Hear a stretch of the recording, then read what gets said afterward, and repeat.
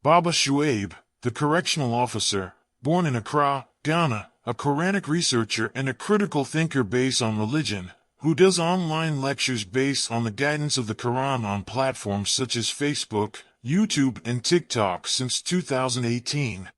In Finland, and 13 years, QBE, in Classical Arabic and MSA in Quranic Arabic. The author of the Refer to the Quran, which helps every novice to understand the steps towards understanding the Great Quran and the guidance of God in it. Time to rise and meet the challenge. Baba Shuaib is calling you out. Meet Baba Shuaib, a correctional officer with a mission.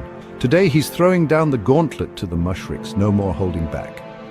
With his logo shirt and cap, Baba Shuaib sits tall and confident. He says, the time for action is now. It's time to rise, to push past limits, and to become the best versions of ourselves.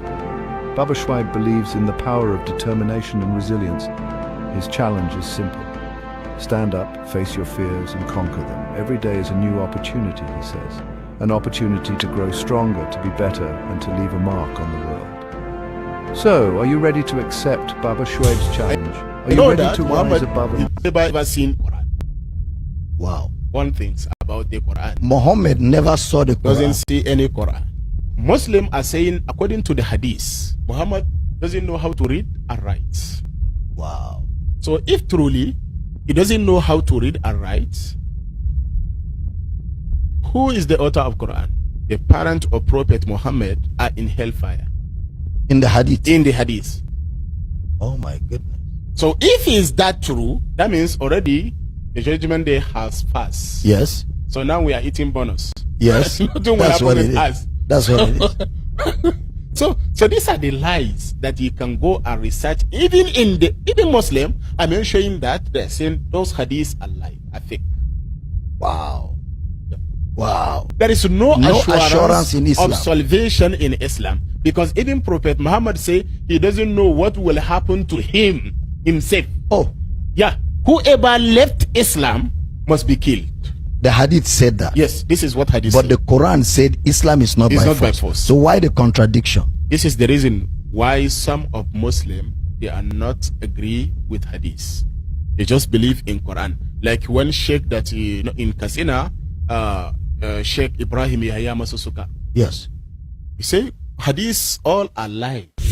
There is nowhere in the Quran that men show go and pray 5 times a day. No, wait. Yeah.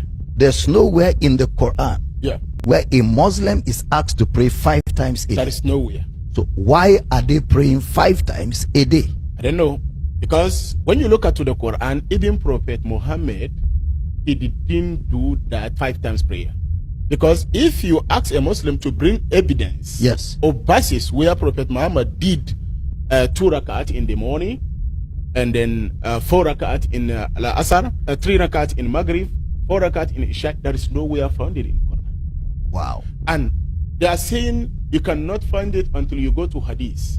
And Hadith, the author of that Sahihul Bukhari, where they mention that 5 times prayer, they get back for Bukhari after 200 years of date of Prophet Muhammad. Wow. So where did Bukhari see Prophet Muhammad and told him that I did 5 times prayer daily? That's right. So I didn't see any reason for me to continue doing that. They were talking about that guy in the video. He's talking to a pastor, and that guy himself is an ex-Muslim, right?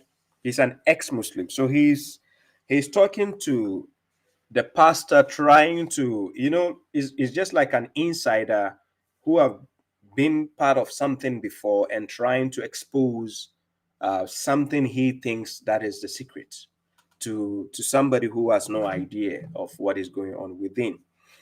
So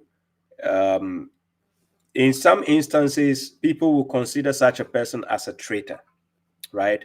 Of course, we do have traitors among us one way or the other who will infiltrate, go in, take some secrets and go to give to the enemy. So it's more like that sort. But to me, I don't see a major problem with what he is doing. He's most of the things he said is true. Not all of the things. Most of the things he said in the video is true, but not all of the things he said is true. So the reason the purpose behind that video is for me to play and clarify that point, which is, you know, which has this ambiguity there. Yeah. So that is the part I'm going to address. So let's go to the video step by step. I know that Muhammad has never ever seen Quran. Wow. One thing about the Quran. He said that he knows that Muhammad has never ever seen the Quran. Now that is a false statement, right? That statement is false. It's false, right? To say that you know that Muhammad has never ever seen the Quran is false. Totally false. It doesn't make sense. That statement alone, if we have to deal with the video, that statement alone ruins the video. Guys, are you with me? That statement alone ruins the video. Yes, that statement, if we have to use that statement to judge a video. So when he says, I know that Muhammad never saw the Quran, that is totally wrong. It's not true. It doesn't even make sense to say that statement. But let's go forward. Muhammad never saw the Quran. Doesn't see any Quran. Muslims are saying according to the Hadith. So now, when he mentioned Muslim are saying, now this is the part correctional officer want to fix in people's head and brain. And that is consistently God, with the help of God. That is what I'm going to do whenever I go on any platform, to differentiate between Muslims and mushriks. With the help of God, correctional officer is when I get the chance to be on any big platform in this world, I'm going to make sure I differentiate between mushriks and Muslims. So that statement he's saying Muslims, no, mushriks. Yes, the one who tell you hadith, without hadith or without their garbage books, Islam cannot exist. Those are the mushriks, because they do shirk. They join something with the religion of God, which God has not given them permission. No mushrik on earth can show me the evidence where God gave them the authority to associate their garbage books with the Quran or Islam. No mushrik. According to Quran chapter 7 verse 33, in order to associate something with God or with the religion of God or with the book of God, God has to give you permission. They don't have the permission. And if you don't do that, that is haram. If you don't have that permission, it is haram for you to do that. وَأَن تُشْرِكُوا بِاللَّهِ مَا لَمْ يُنَزِّلْ بِهِ سُلْطَانًا.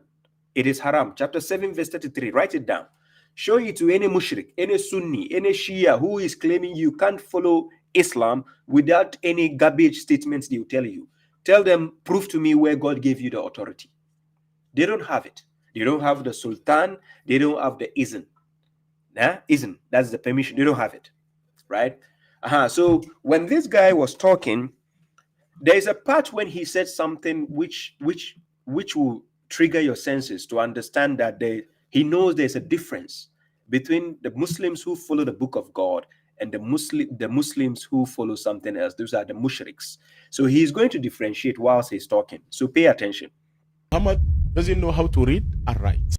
So according to the Hadith book, this is what they said. And it's true. That's what they said. They said Muhammad doesn't know how to read and write.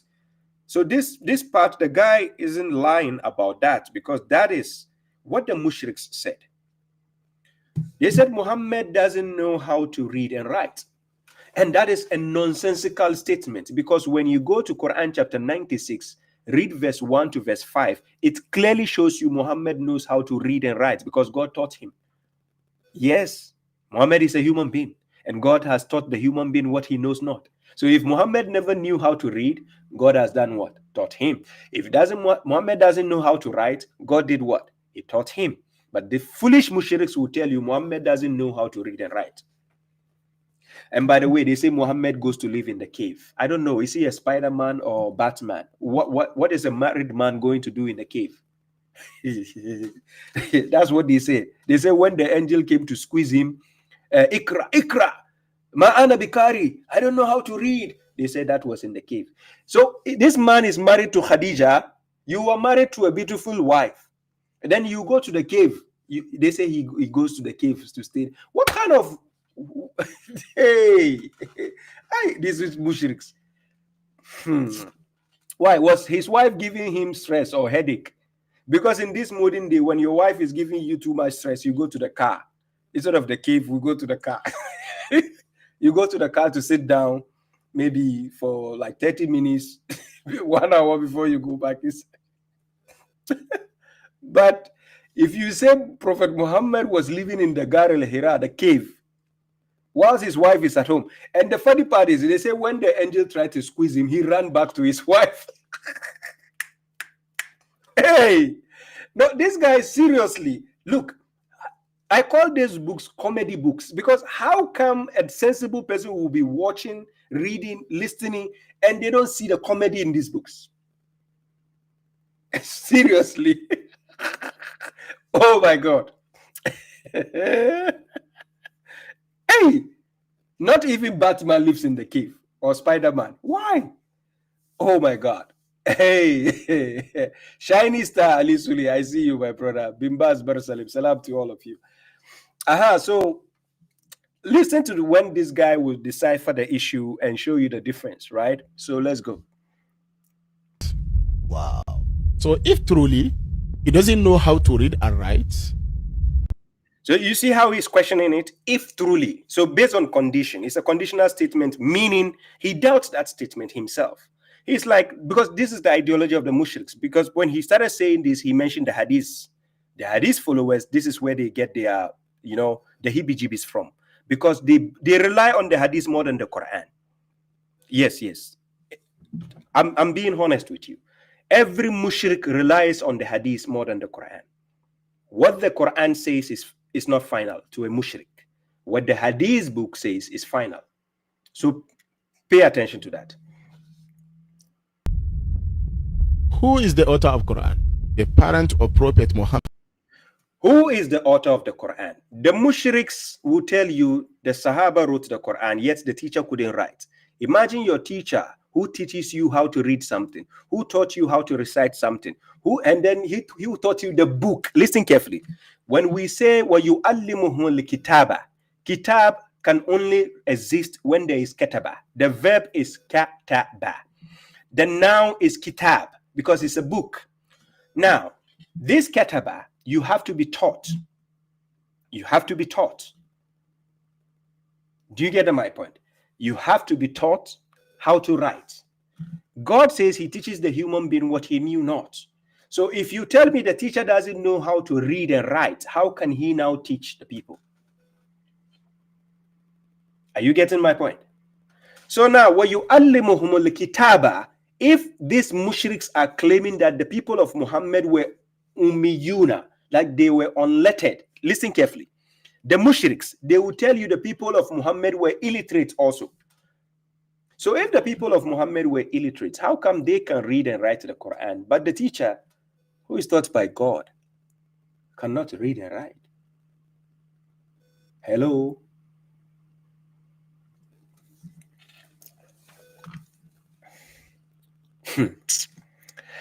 Let's continue. Muhammad are in hellfire.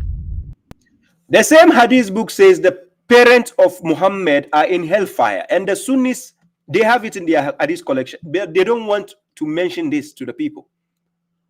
Yes. The Sunnis have these statements in their hadith books, but they don't want, and sometimes they fight over it, to be honest. Right? They fight over it most of the times. They tell the other Sunnis, don't mention this, or the kuffar will take it and use it against us.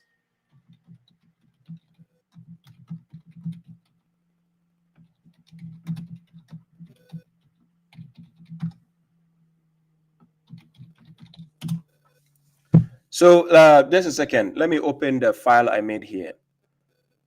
Yeah. So you can take, I can give you some of the references. You write it down yourself.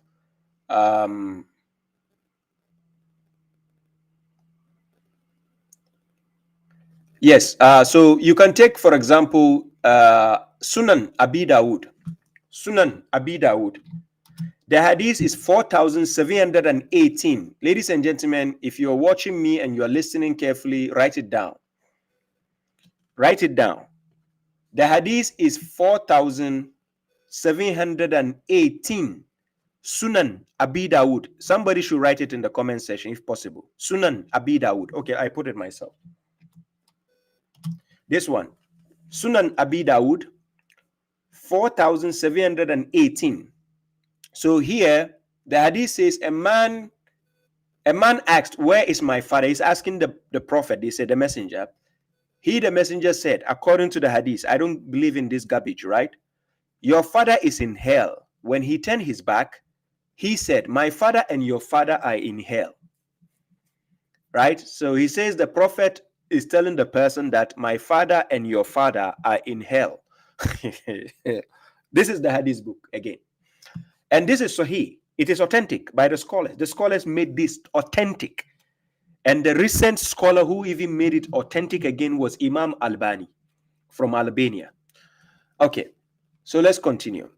And this hadith was narrated by Anas. Right? So it is not like the guy was just lying about. No. It says the father of Prophet Muhammad is in hell. And this is the things you get in the hadith book. And yet when mentioned to the same hadith followers, they get angry because they fabricated garbage statements and they don't see what is wrong with that logic. Just a second.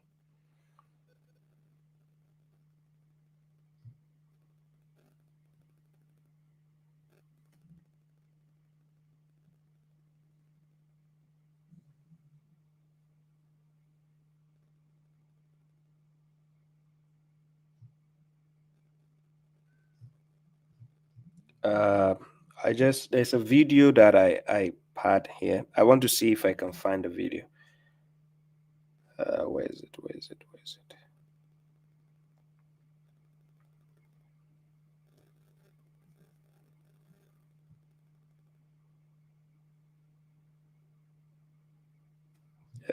Just a second, guys. There was a short video I had. This video was shared by a brother, I think. Where did I save it? Oh, God. Guys, just a second. There was a statement I wanted to make, but I need that video to make that statement. And let me see if I can find it. Yeah, I found it. Let me share it here. Let me share it. And thanks to this brother Meggy. Brother Meggy shared it on his page and I saw it. So I was like, okay, let me pin the video down and use it in my live stream. So let me see. I bring it up here from the computer here.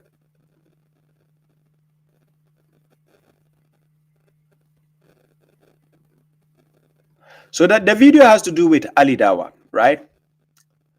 And this logic, it baffles me how the mushriks don't see this logic. They don't see anything wrong with that, the logic they have on this thing I'm talking about. So I'm going to show you the problem with the logic the mushriks have on this, right? So where's the video? I'll come back to this one. This is this thing. Let me play this other video to show you the logic the mushriks don't see. If one verse of the Quran is corrupt, would you agree? If it is, would you agree the whole of the Quran is corrupt? If in part is corrupt? If one verse, there's an error, the whole Quran cannot be the word of God, correct? Guys, listen to the logic carefully. Listen to this logic very carefully. The mushriks most of the times claim both the Hadith book and the Quran are from God. They said it is a revelation from God. Most of them, Hadith followers, this is what they will tell you. They will tell you the Quran is a revelation and Hadith is a revelation. Again, at the same time, the foolish ones will tell you Hadith books are revelations too. Okay. So now, listen to the logic Ali Dawa was using in this video. Listen carefully to the logic. If one verse of the Quran is corrupt, would you agree? If it is, would you agree the whole of the Quran is corrupt? If in part is... So if one verse of the Quran, one verse is corrupt, The question is, will you agree that the whole Quran is corrupt? Because the moment I see one corruption, it means yes, there's a possibility of more. So the whole is corrupted. Now, let's use this same analogy to the Hadith book, but let him finish with the question to them. Let's examine this. If one verse, there's an error, the whole Quran cannot be the word of God, correct? Yeah. If there's corruption, one verse is corrupt, the whole book is corrupted. Yes, because if one is corrupted, there's possibility of more being corrupt. Right? So, trash. But when you use the same logic to the Hadith book, the Hadith books are telling the Hadith followers, no, we have to filter the ones we see. So even the Sahih you have classified as garbage books, are garbages. The ones your dead scholars have classified as Sahih, they are useless. I'm telling you. So what is it that you guys, oh my God, when you meet Christians, when you meet other atheists and also on, your IQ is working so well. Like the Mushrik Lantin, Muhammad Hibijibis, Ali Donut, you mentioned them. The name is endless.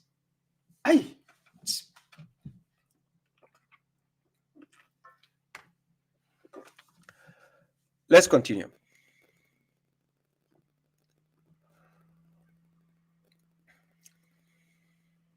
In the Hadith. In the Hadith. Oh my goodness. So if is that true, that means already the judgment day has passed. Yes. Yeah, if it is that true, because hell, if you said they are in hell, the parents of the prophet are in hell. So God has already made the judgment. That's interesting. Because it is on the day of judgment, you're going to hell or paradise. You are only told now, when you die, you are only told by the angels where your destination will be. But it doesn't mean you are already in hell. No. You are not in the hell yet. But you are told where the destination when you die. So if you said your father is in hell, is already in hell, that's according to the hadith, it means they have already made the judgment day already. Okay. So that is where the logic doesn't work for the hadith followers, right? Enough is enough. I see you, my brother. Peace to you. The logic doesn't work for the sectarians, right? But let's continue. So now we are eating bonus. Yes. That's what it is. I just love this guy's English, by the way. He's Nigerian, by the way. I think he should be Hausa. He's an Hausa man. Because the Hausas, they speak, their English is like that, you know? That's what it is. So these are the lies that you can go and research. Even Muslim, I'm showing that they're saying those hadiths are lies, are fake. Well, all the hadiths, it's not that those hadiths. All hadiths are fake and lies. All hadith books. Because they falsely attribute those statements to the prophet. And I'll tell you why. Look, one of the reasonings that people don't reason much when it comes to hadith book, I'm going to show you something. Right? This hadith, let me read this hadith to you. There's this one particular hadith, which is Sahih Muslim 3004, right? Oh, where is it? Where did I save it? Just a second, guys. Let me open it here. Sahih Muslim 3004.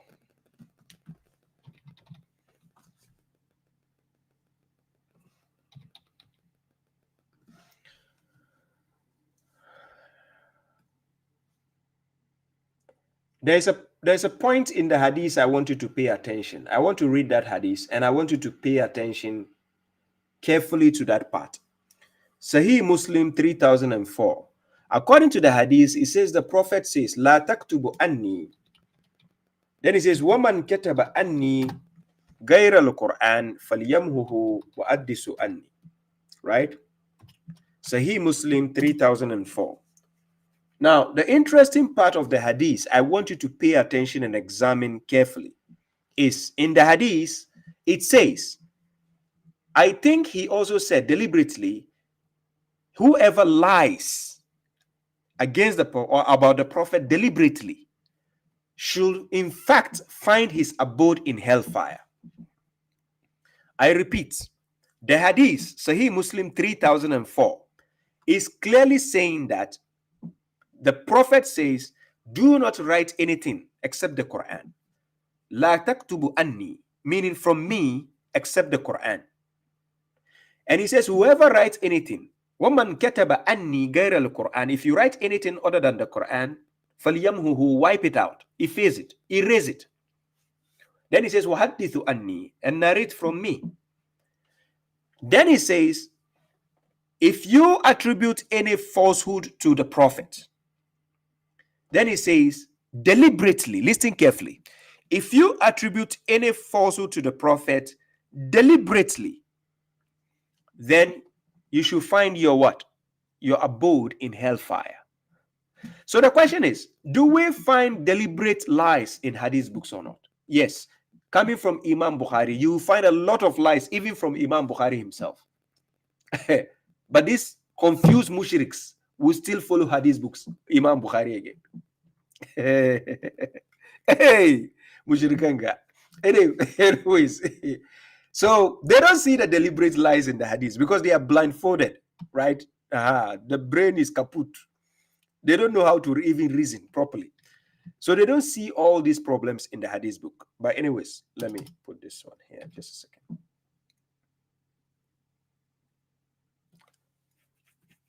Yeah.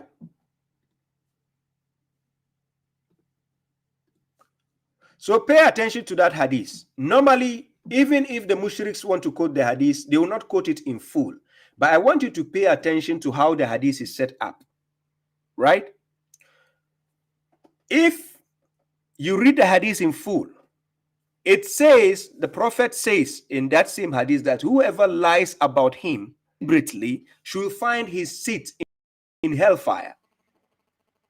So which means if we find those lies in hadith books coming from Imam Bukhari, Imam Muslim, and so on, I don't see the reason why why anybody in his right senses will now believe in the rest of the garbage books. Anyways. Wow. Wow. There is no assurance in Islam. of salvation in Islam.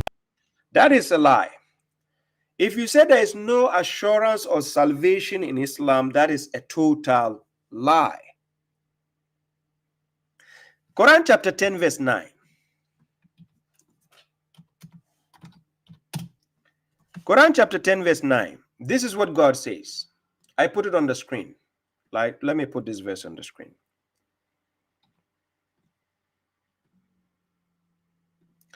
This is what people say when they have no idea what the religion talks about. He will tell you he's an ex-Muslim, but yet if you ask him Islamic questions one-on-one, he cannot answer. These are the problem with people like that. So take Quran chapter 10 verse 9. It says, indeed, those who believe and do good deeds, their Lord will guide them with their faith. Rivers will flow beneath them in the gardens of bliss. Rivers will flow beneath them in the gardens of bliss. Number one, if you say there is no assurance, is this assurance or not? This thing, is it an assurance from God or not? Or does the guy know, maybe he doesn't know the meaning of assurance, right? When we say assurance, we are talking about freedom from doubts. Believe in yourself and your abilities. If you indeed believe in God and do good deeds, God says he will guide you with your faith. And he promised you paradise. That is assurance. Now, if you're talking about there is no salvation in Islam, let's understand what salvation is. In terms of theology, we are talking about the act of delivering from sin or saving from evil. Delivering from sin or saving from evil. So now, I take you to Quran chapter 39, verse 61. So in order for me to read verse 61, let me read from above. Let's say verse 59. So this is what God says. He says, certainly they had already come to you my verses, but you denied them and became arrogant, and you were among the disbelievers. And on the day of resurrection, you will see those who lied about God with their faces blackened. Is there no abode in hell for the arrogant ones? Verse 61, and God will rescue those who were pious by their achievements. No evil will touch them, nor will they grieve. By the achievement, the good deeds you have done, the good deeds that God asked you to do, you have done it, you are going to get your reward. So what is righteousness? Quran chapter 2, verse 177. This is what God says concerning righteousness. So God says what? Righteousness is not to turn your faces towards the east and the west, but righteous is one who believes in God. That is number one, Allah. We are not just talking about somebody say God, Trinity, 3-in-1 shampoo, 3-in-1 Nescafe, that God is two. No, we are not talking about that. We are talking about Allah. Quran verse 100, chapter 112, verse 1 to verse 4. Hu Allahu ahad, Allahu samad, lam yalid wa lam yulad, wa lam yakul lahu kufuwan ahad. Just these 4 verses. Understand who the real God is. Then you believe in the last day, that there's a day of accounting, day of reckoning, day of standing, day of judgment. You understand? That is the last day. Then we are talking about the angels of God, which are the messengers of God that God sent constantly to make the to carry out the commands in the world. Then the book of God, any book of God that comes from God. I'm not talking about books people have written and they say this is from God. No, a book claiming to be from God. Yes. And then the prophets, and gives money. Listen carefully. This is the very, very delicate part. And that righteous person gives money upon love for it, even though you love the money, but you are giving it to somebody else because that person needs more help, because that person is in a critical situation, and you are giving money for the love of it. You have the love for it, but you are giving it. Now, the reason why I'll give you a verse to explain further on that part of giving. Because God says you can never attain righteousness unless you can give from what you love. Yes, you give from what you love.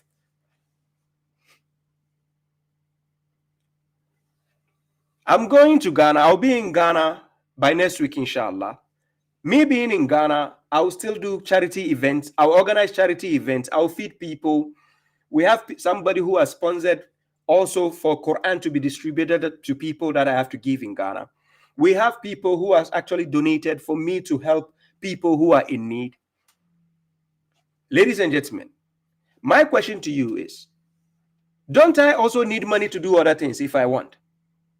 But now, their priority comes first because I have a better life than them. So me going to feed them, you are doing it because of God. Because I know the benefit God is going to give me. When I do for them, the benefit God is going to give to me. God didn't deprive me of food. He didn't deprive me of welfare or living a good life. So now I need to put smile on the faces of people who need it the most. But doesn't mean I don't need it. I also need it. But I have somebody who needs it more than me. So when you think about those people, it is God you are putting first. It is not about the people actually. It is about God. Because you are going to do it for the sake of God. Listen carefully. When you see the celebrities living a luxurious life, going to buy a car for like 1 million euros. You just imagine going to buy a car for like 1 million euros. Of course, kudos to some of the celebrities. They do organize charity events. They feed people. They do other things. But now take the case of 1 million euros to buy one car. You go to the garage of one celebrity, you will see about 10 cars. And each car maybe cost about 1 million. right? Okay. Now, if this person can keep 1 million worth of car in his garage without actually feeding the poor and the needy who need the money the most, that person is considered a devil. Somebody might say, oh, what do you mean by that? I'm going to show you. Let me pause this verse, chapter 2, verse 177. I'm going to show you. In Quran chapter 17, let me show you. In Quran chapter 17, based on the wisdom that God has given us, this is what God says. God says, Innal mubazzirina kanu ikhwana shayatin wa kana shaitan li rabbihi kafura. He says, indeed, the squanderers are brethren of the devils, and the devil is ungrateful to his Lord. Now, why is God talking about somebody being a squanderer?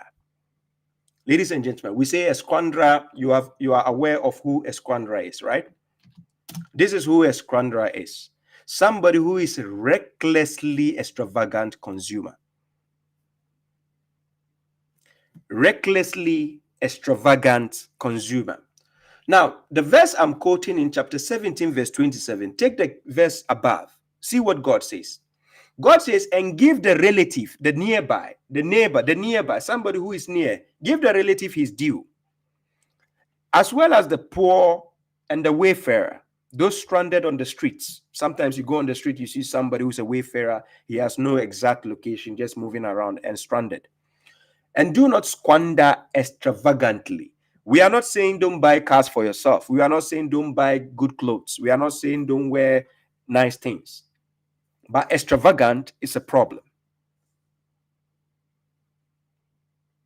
And God classifies people who are extravagant. He classifies you as the brethren of the devils. So in order to attain righteousness, this is what God says. Quran chapter 3 verse 90. Listen carefully what God says in this verse. Sorry, Quran chapter 3 verse 92, not 90, 92. God used the word lan tanalu, tanalu here. You will never. He used the word lan, not lam. When you see lam with the mim, that is not strong enough. When he used lan with an n, that is very strong. It means never. God says you will never attain righteousness until you disperse from what you love. Listen carefully, ladies and gentlemen. This emphasis is very strong. You will never, God didn't say you will not.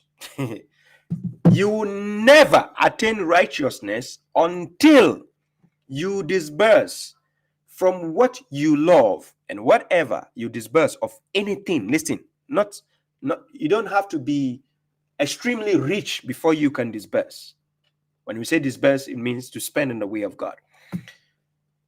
And whatever you disperse of anything, it doesn't necessarily have to be money.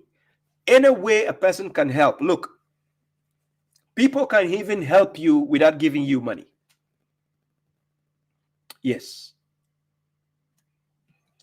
Then indeed God is aware of it. When you go to Quran chapter 2 verse 267, I'm not drifting away from the main topic, but I'm just using a part of the main topic to state a point. Quran chapter 2 verse 267, God says, "O you who have believed," he says, "disperse from the good things which you have earned, and from what we have brought forth for you from the earth. But do not aim at the bad therefrom to disperse." Meaning, don't only take from the bad things you don't like to give to somebody. I can have something that I don't use anymore, but it doesn't mean it is bad. Then I can give to somebody, but not something I'm totally rejecting, totally outcast. Unless if that thing has value, fine, then you can give it to somebody who is inferior for the person to be happy. But something which is totally bad, like food, you want to throw away and you know it's bad, but then you want to give it to someone. No. Unless if there's some good inside, fine, then somebody can take some. Are you getting my point? So, but do not aim at the bad therefrom to disperse, while you will not accept it unless you are obscured about it, or let's say when you have oblivion and no idea about what it is. And know that God is rich and praiseworthy. Now, let's go back to the main verse I was reading. That is Quran chapter 2, verse 177. I was showing you righteousness when the guy said there is no salvation in Islam. So God says, and gives money upon love for it, to the relatives, the orphans, the poor people, the wayfarer, the beggars, and for the, those who are restricted, not slaves in such in sense of slave, but this is rikab. Rikab is somebody who has been restricted based on a problem, maybe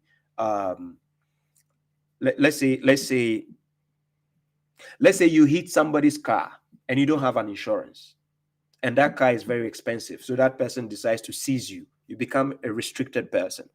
Just like when Yusuf, chapter 12, Joseph, when he seized his younger brother because they accused the other brothers of stealing the vessel of the king.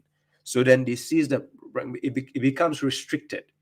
So in that restriction, we call it rikab, not necessarily as a slave in terms of, the ibad or abad. No. Now, and they establish the salat, the litany, and give the charity, and they fulfill their agreement. Whenever they make an agreement, they fulfill it. And they are patient in misery, adversity, and in times of fear. Those are the ones who are truthful, and they are those who are the pious. This is salvation. Whoever has these qualities has attained salvation. But it seems the guy, when he's talking about Islam in general, has no idea what salvation is about. Right? It says the act of delivering from sin or saving from evil. But he said there's no salvation in Islam, and that is a wrong info. So sometimes when you listen to people, you need to be able to verify the claims they are making. You get the point? Yeah, salam to you, the real Mishizi sniper. I see you. So let's go back to the video on what the guy is saying, right?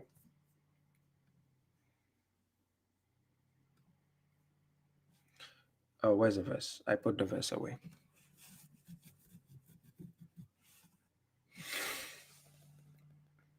Because even Prophet Muhammad say he doesn't know what will happen to him.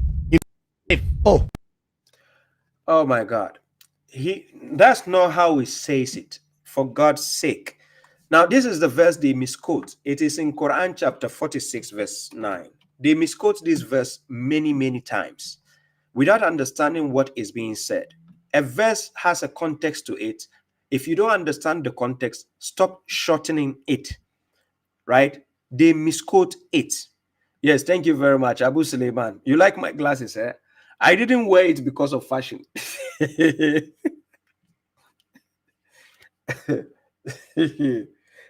Abu Suleiman, I didn't wear the glasses because of fashion.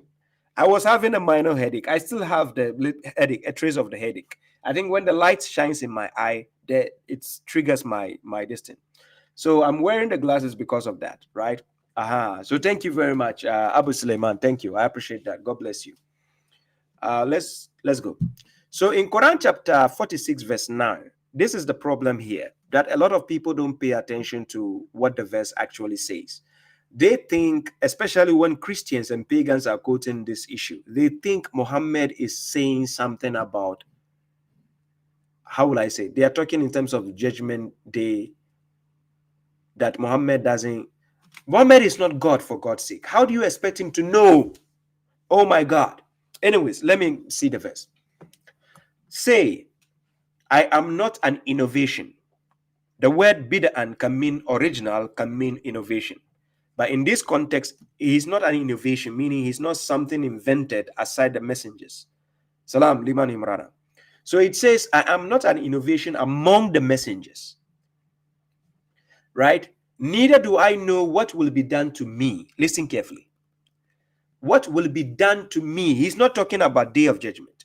What will be done to me, meaning throughout his livelihood. He doesn't know what is coming ahead of him. What will be done to me? Because he doesn't know the future. He said it himself. Let me give you a verse here. In Quran chapter 7, verse 187. This is what Muhammad said. Quran chapter 7, verse 187. He says, they ask you about the hours. When will it take place? Say, its knowledge is only with my Lord. None will reveal its time except him. It is heavy in the heavens and the earth. It will only come to you surprisingly. They ask you as if you had concealed it. You have concealed about it. Say, its knowledge is only with God, but most of the people do not know. Verse 188. He says, say, I, Muhammad, do not control for myself any benefit, nor harm, except what God wills. And if I was aware of the unseen, meaning what is coming ahead, I will have increased in welfare, and no evil would have touched me. I am only a warner and a herald to a people who believe. Now, this is what the pagans, especially among the Christians, don't understand. When Muhammad said in the previous verse that I don't know what will be done to me, then they think Muhammad is talking about the day of judgment, that he is going to hell. He is a human being. How do you expect him to know what will be done to him? Because God will not tell, hey, Muhammad, you know what? I'm going to test you, so be ready. No. If the test is coming at once. That's what it's meant by the verse. But anyways, let's go. Chapter 46, verse 9.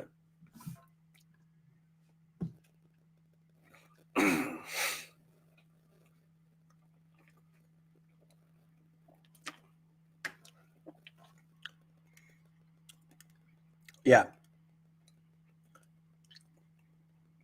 Yes, thanks to God, Mom. Thanks to God. Thanks to God.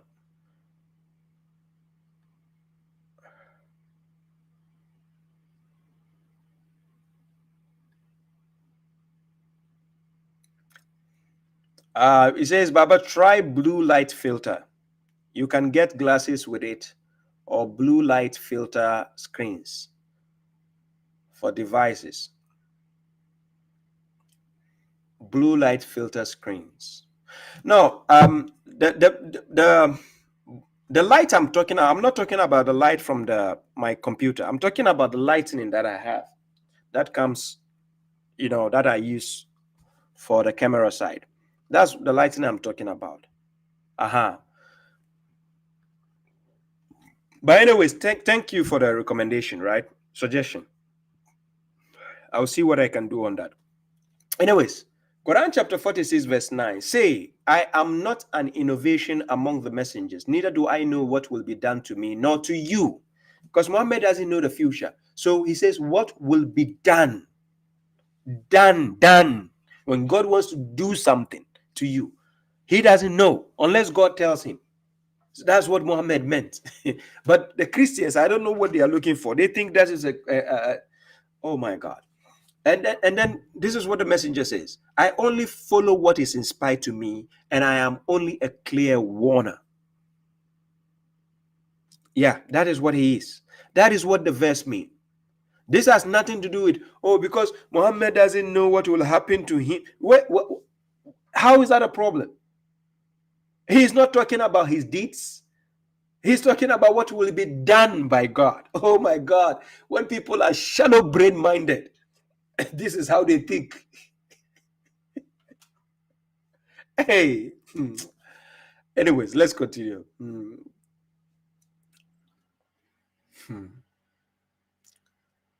So let's go.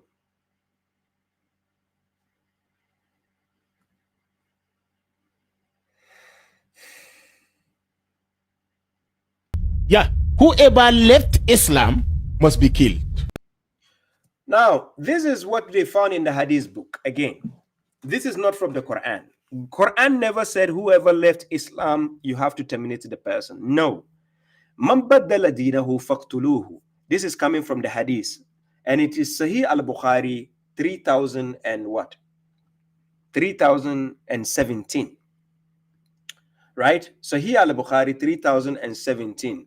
Man baddala dinahu faqtuluhu. So It's in the dark hadith. So anybody who has the dark hadith folder that I've sent, you should have it in that folder. Let me see, in that file, dark hadith, right?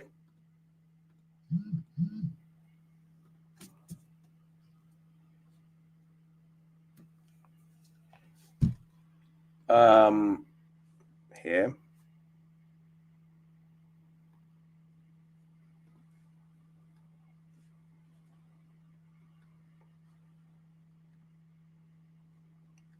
Yeah, so it is Sahih al-Bukhari 3017.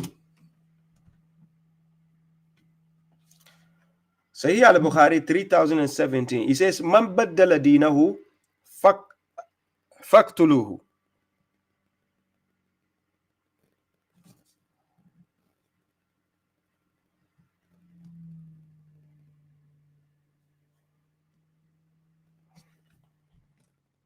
Yeah, you can write the hadith down and check it for yourself. This is where they get that from, because the hadith tells them that, right?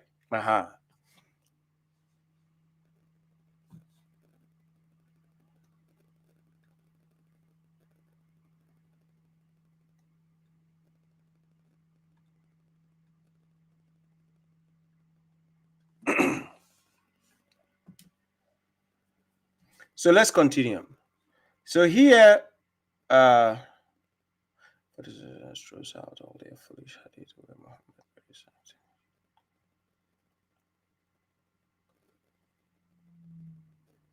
Yes, exactly. Chapter 46, verse 9. Yes, throws out all their foolish hadith. Yes, it does. Let's go forward. The hadith said that. Yes, this is what hadith But said. the Quran said Islam is not, by force. So why the contradiction? Because hadith books are not from God. Quran is from God. Hadith books are from men allegedly assigning it to the Prophet when it has nothing to do with the Prophet. The Prophet has no idea about hadith books. He has no idea who Imam Bukhari is. He has no idea what Sahih Muslim or whatever garbage books they invented after him. He has no idea. So they are attributing those false statements to the Prophet when they know he is dead. And they are doing that. Do you get the point? The reason why some of Muslims, they are not agree with hadith. Thank you. So now he understands that this is the reason why some Muslims don't agree with the hadith, or they don't believe in the hadith books. Yes, because we know those hadith books are not coming from God. They are actually innovations trying to put it on the Prophet when it has nothing to do with the Prophet. They just believe in Quran. Like when Sheikh that in Kasina, Sheikh Ibrahim Yahya Masusuka. Yes. Yes. Hadith. Yahya Masusuka, I'm aware of him. He claims to be a Quran alone follower, but he's actually 100% not. He prays 5 times. He said they are the 17 raka'at they are doing. He says it's in the Quran. He says you have to count the number of salat mentioned. That is the raka'at. You understand? He does a lot of things that the sectarians do, but even though he talks against them, so to some extent I agree with him, but a lot of things he says, no. He seems to be, I would say, somebody who follows hadith in disguise. Even though he condemns hadith, he claims to be a Quran alone follower, but he has invented a lot of hearsay opinions himself. All are lying. There is nowhere in the Quran that men show go and pray 5 times a day. That is true.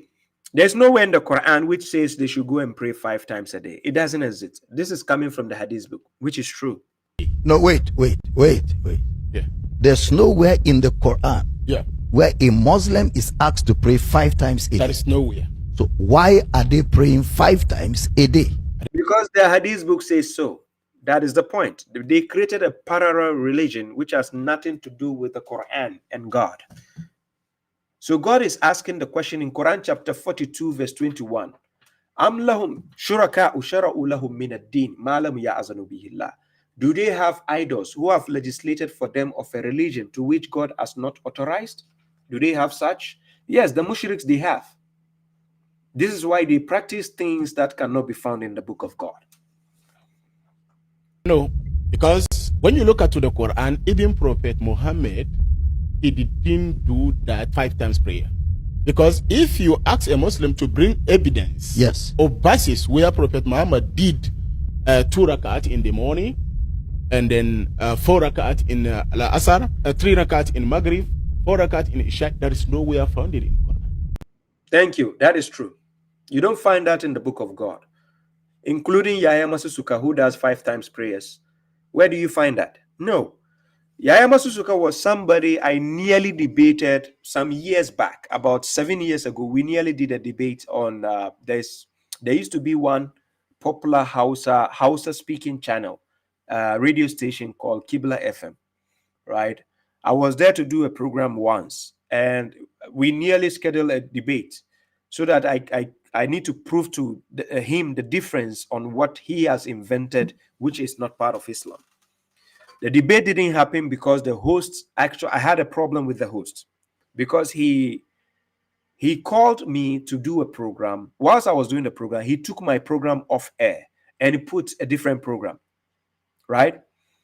Then when it was time for question and answer, people started calling, and I was telling one of the callers that I've already answered the question in the full program I was doing.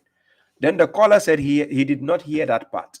So I got people who texted me and made me aware that whilst I was doing the program, my program was taken off air. So nobody was listening, right?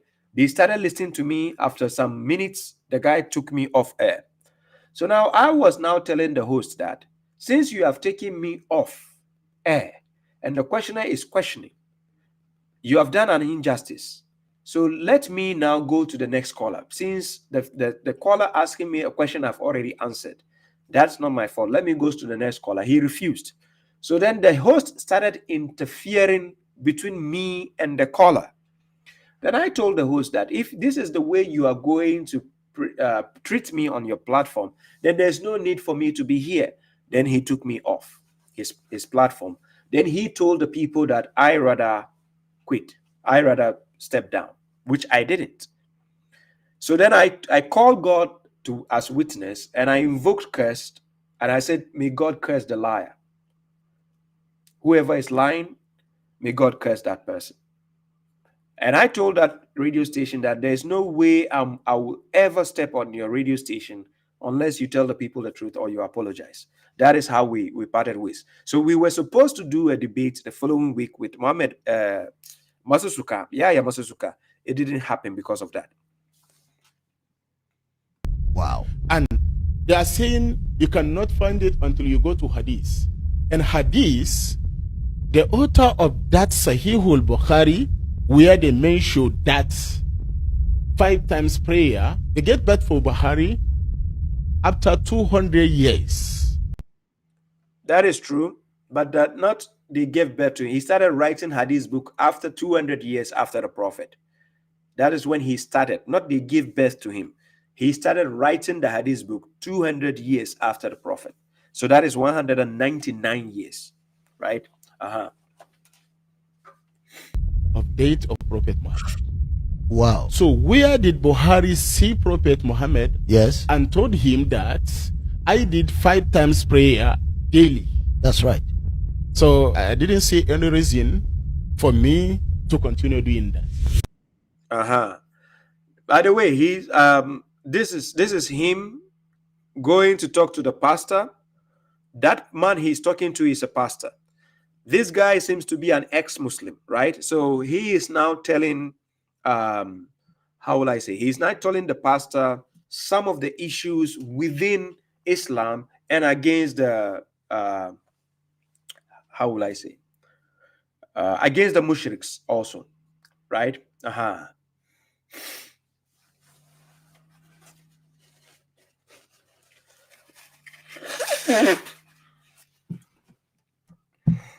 Anyways, let's do away with this video, right? There's another video I need to bring on board. Let me put this other video. Where is this other video here? Video storage.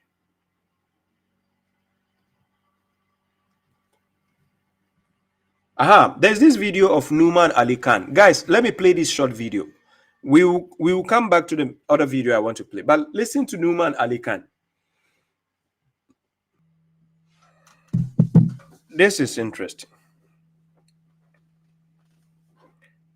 This is interesting. One thing that baffles me is when these people themselves, they don't see what is wrong with the things they are saying. They are now worried about influencers and content creators and so on and what they say. But he fails to realize that he's part of a religion which doesn't allow you to think for yourself, but rather to follow what the dead scholars have told you. That is the religion he is part of. But listening to a hypocrite when they speak, listening carefully to what we define as a hypocrite when the person speaks, what he is complaining about defines who they are. Yeah. So if you say people should think for themselves, then it is because of the thinking themselves. That's why they question the scholars. The modern day scholars you can mention are you guys. Yasir Kadi, Numan Ali, Mufti Menk, the Hibijibis, Mohammed Hibijibis, you mentioned them. These are the modern day scholars. Yes, people about 30 years, 40 years to come, people will be saying you are the scholars of this generation. Yes, people will be mentioning you. So if you have concern or you have an issue with the way, influencers are influencing people on social media to think for themselves, then I suggest you should be telling your audience to do the same thinking against your garbage books. You see the point? Yeah, Salam Safety Capital Systems. Now, check what he just said. So now you are being attacked, your brain cells are being attacked by TikTok. So now he's accusing TikTok when he himself has a TikTok account. He was talking from his TikTok page, Numan Ali Bayina Institute. How is your people, how is the brain? Oh my God, ladies and gentlemen, if you go to a platform and you see somebody talking nonsense, gibberish and everything, all you need to do is scroll. Guys, let me show you how to scroll. Numan Ali cannot show his audience how to scroll. Let me show you how to scroll.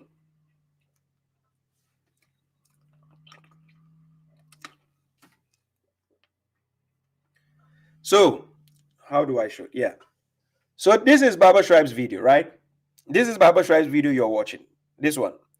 You don't like Baba Shuaib, all you need to do is, let me do this here.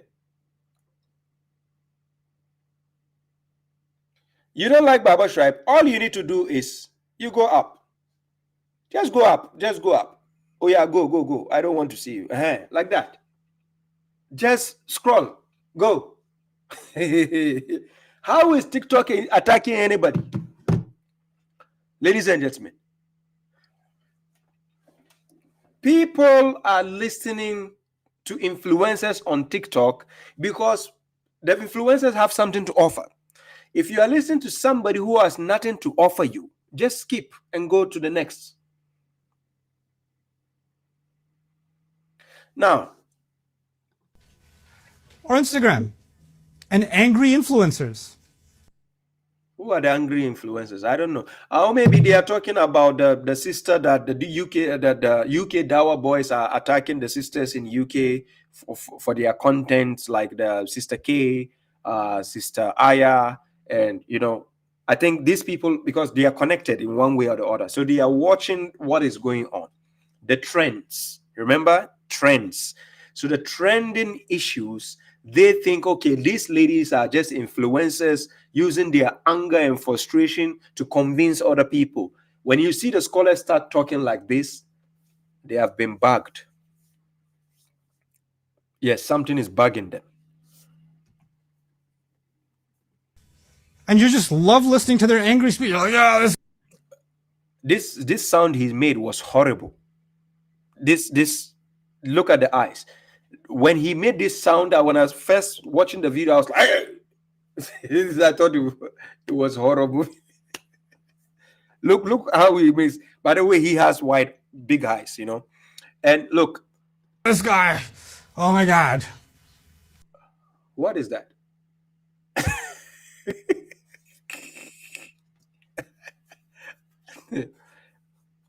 Numan Ali Khan, what reaction is that?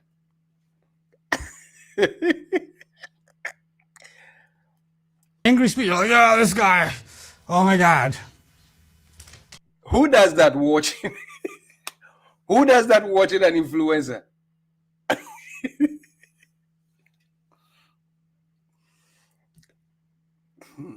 And they want to put you inside a bubble?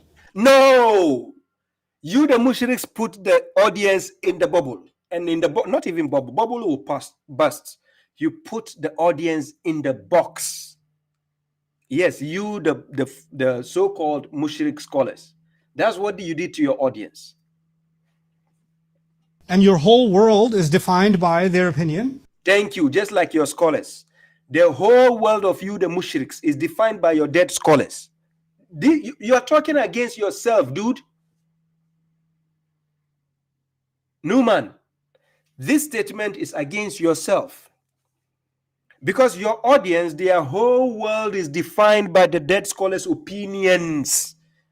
They will say by consensus, by the ijmaha, the opinion of the scholars. They say this is haram. That's it. I don't say anything. It is haram by their scholars. Keep quiet. We don't need your free thinking yourself. Shut up.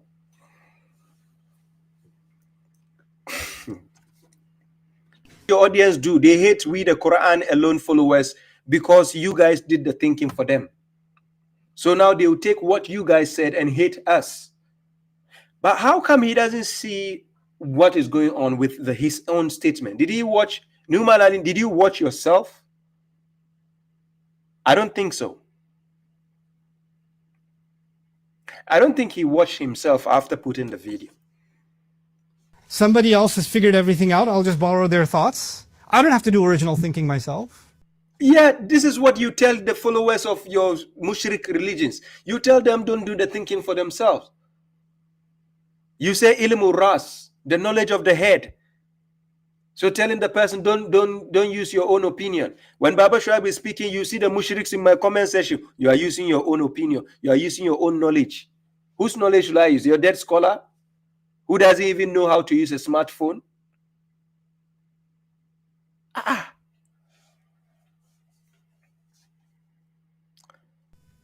Have we not forgotten that Allah gave us a powerful ruh, a powerful mind? Thank you. So because we didn't forget that, we are using it to question your dead scholars and see the garbage books you have been forcing people to follow. That's why we have a powerful mind. And you, Numan Ali, are part of those who are criticizing the Quran alone followers for guidance. You criticize us. You are part of them.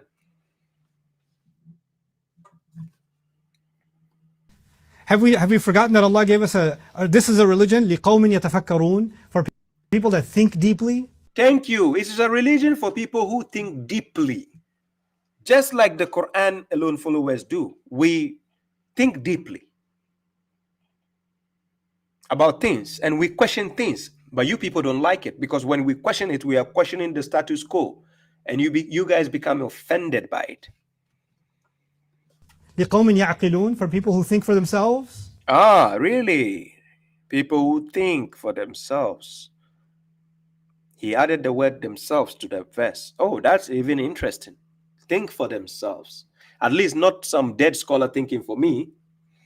This is exactly what the hadith books are there for. Outsourcing emotions, outsourcing lies, outsourcing opinions. But you don't see that wrong. You see the current modern day trends as wrong. Even easier. Just outsource it to the the generator. You don't have to do any thinking for yourself. Numan Ali, if that is your concern, please, then there's a problem. You understand? Yes, thank you very much. My elder Zaid Salam, Flashpoint, he says, you have never told me not to read Quran, only to read it and ponder. That's it. That's what God requires of us, to read the book and reflect, to read the book and observe, to read the book and reflect. And that is what Baba Shuaib I tell my audience. Examine the things I say myself. Scrutinize. This is why I allow question and answer. People can ask me questions. This is why I make myself available to interact with people. This is why I'm available. Question me over anything you see in my translation, anything you see me saying. But if you stand far away, you throw stones at me when you live in the glass house, you're wasting your time. Baba Shuaib is always making himself available. Yes. Because I'm not here to play with the people's conscience. These scholars will never make themselves available. Never, ever.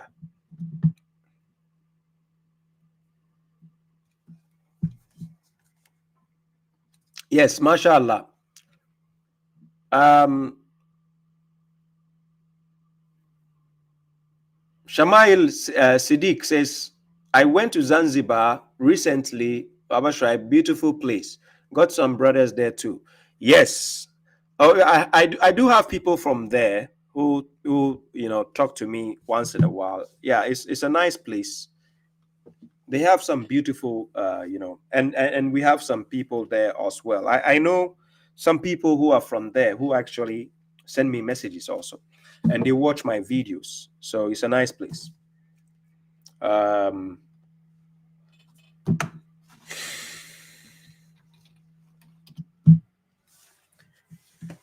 Yes.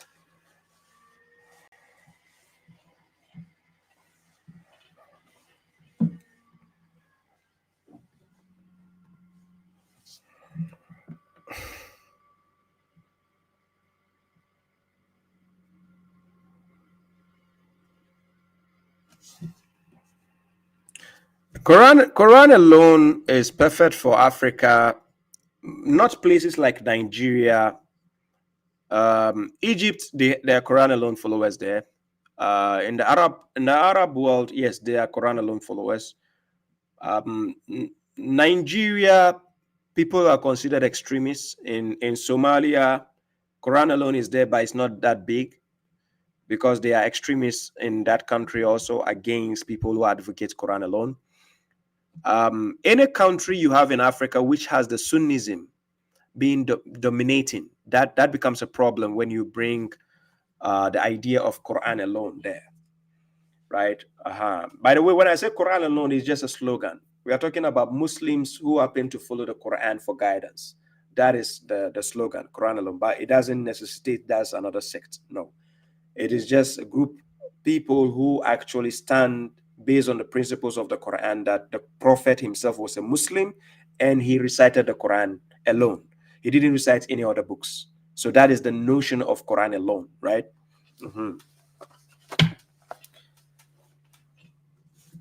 Yes, Rayan, I see you. Yes, Rayan, I know you're from Zanzibar. You told me, right? Rayan, you're watching from TikTok. I see you. Let's continue, right? So now... Oh, no. Numan, no. I don't want you again. Let's continue. There is this video, guys. I want us to examine this video. Examine this video. Die sagen, ich will hier keine Scharia in Deutschland. Das ist Schwachsinn. Jeder, der sich den Islam verändern. Du bist für authentischen Islam, so wie er ist. Jeder, der sich als Muslim bezeichnet, muss die Scharia wollen auf der ganzen Welt. Ich will die Scharia in Deutschland auf jeden Fall. Würdest du die deutsche Verfassung aushebeln, wenn du die Gelegenheit hättest? Auf jeden Fall. Okay, danke.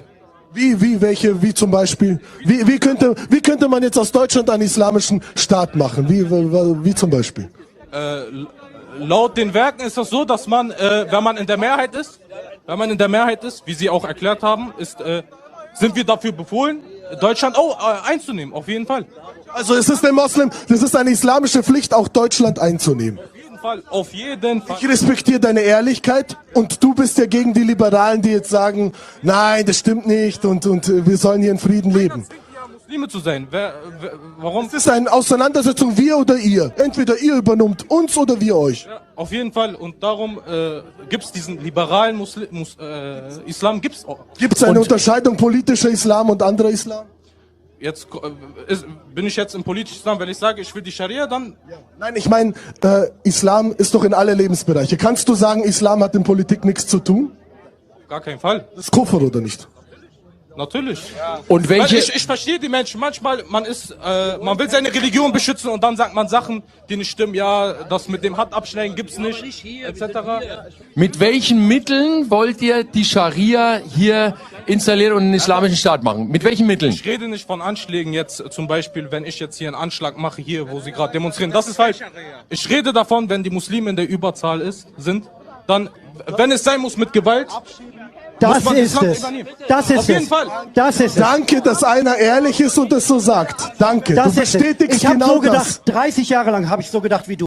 Ich habe immer einer meiner Slogans in den Moscheen. Ich habe Unterricht in Moscheen gegeben. Ich habe 2 Moscheen in Berlin mitgegründet. Ich habe immer gesagt, Deutschland verdient eine satte Islamisierung. Und ich habe immer gesagt, du weißt ganz genau, dass die Sharia bedeutet vieles. Sharia bedeutet die Regelung, wie du betest, wie du fastest, wie du zur Hajj gehst und so weiter und so fort. Die Sharia ist in jeder Moschee lebendig. Yeah, okay, guys. Now, the reason why I'm playing this video happened in Germany. I think I was supposed to play this, was it like last month? And I forgot that I have this video to play. I just want you to examine the issue being discussed about, and it's very, very ridiculous. It's very funny how some of the people who come to Europe think that certain ideologies they have in their own countries should be implemented in Europe.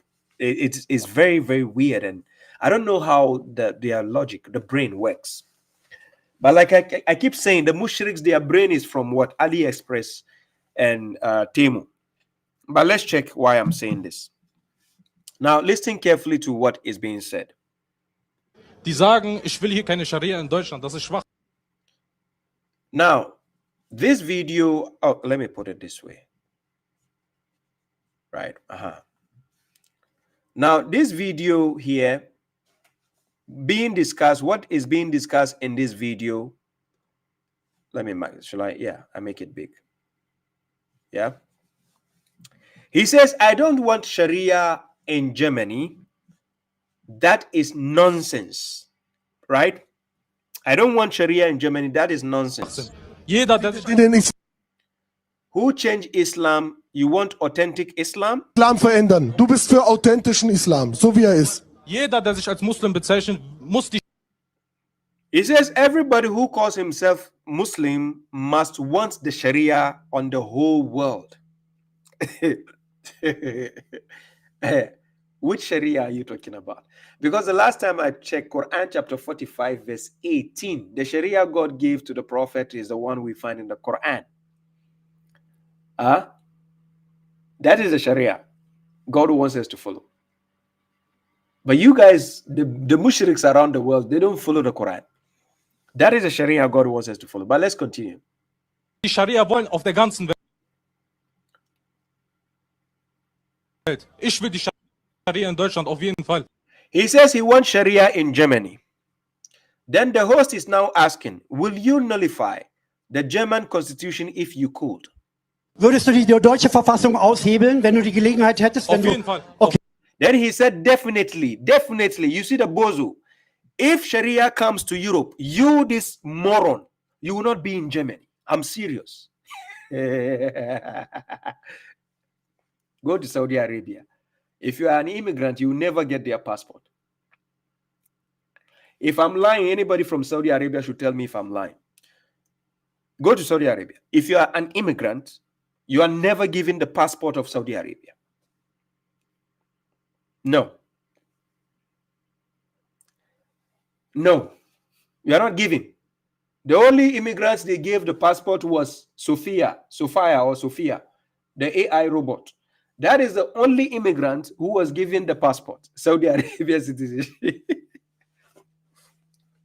Yes. And they have their reasons. And you can see how comported their country is, how they can control things. I've seen a lot of immigrants who come to the Western world, they get passports and they mess up the nation.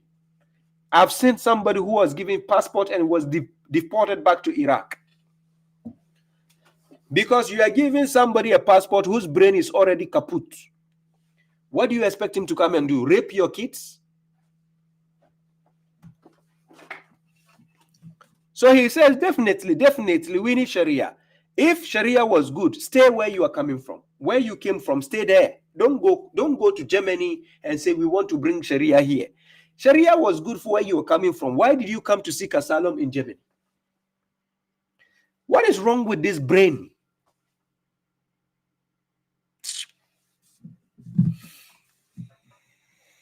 Okay, danke.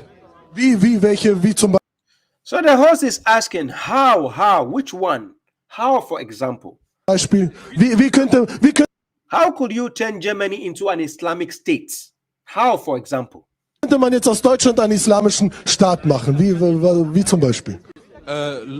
Laut den Werken. Now he's going to lie. He says, according to the writings, if you are in the majority, whose writings? Foolish writings. You are talking about garbage books. Where does it say in the Quran? Okay, let's continue. Ist es so, dass man, wenn man in der Mehrheit ist, wie sie auch. If you are in the majority, just as you explained, this guy is totally an ignorant person. He has no idea even about the garbage books. Yes, these kind of people, the ones in the forefront, they are most of the time they are the ignorant ones who have no idea what the hadith books even says. Auch erklärt haben, ist, sind wir. He says we are ordered to occupy Germany. Definitely, he said. Dafür befohlen, Deutschland einzunehmen, auf jeden Fall. Also ist es denn? Then the host is asking him, so it is a Muslim, it is an Islamic obligation to occupy Germany? That's a question to him. Muslim, das ist eine islamische Pflicht, auch Deutschland einzunehmen. Auf jeden Fall, auf jeden Fall. Then he says, definitely. So the Western world, you are listening to these morons, right? Thank you. Ich respektiere deine Ehrlichkeit. Then the host said, I respect your honesty. You are what? You are against those liberals that say. Und du bist ja gegen die Liberalen, die jetzt sagen, nein. That say, no, that's not true, and we should live together in peace. So this guy is against the Western world who are actually saying we should allow the mushriks to come in our countries and let's live in peace. These same people said, among the white people who said, allow them to come and join us, you are now saying, let's come and dominate them and occupy their country and take everything in our... Hey! Das stimmt nicht und wir sollen hier in Frieden leben. He says nobody forces them to be Muslim. Hello? Nope.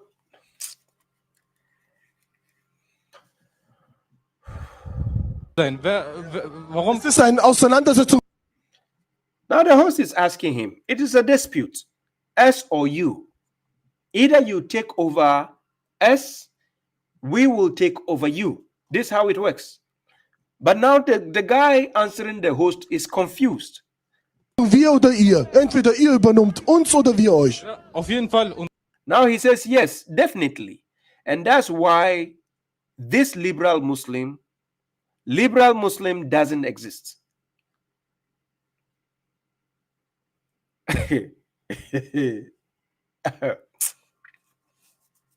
Und darum gibt es diesen liberalen Islam. Gibt es eine Unterscheidung politisch? So the guy asked, is there a difference between what? Is this, I don't see the word. Is this salikal Muslim, something? Political Muslim, yes. Is there a difference between political Islam and other Islam? Islam und andere Islam? Now, am I now in political Islam when I say I want Sharia? He's now asking the host. Hey. Bin ich jetzt im politischen Islam, wenn ich sage, ich will die Sharia, dann? Nein, ich meine...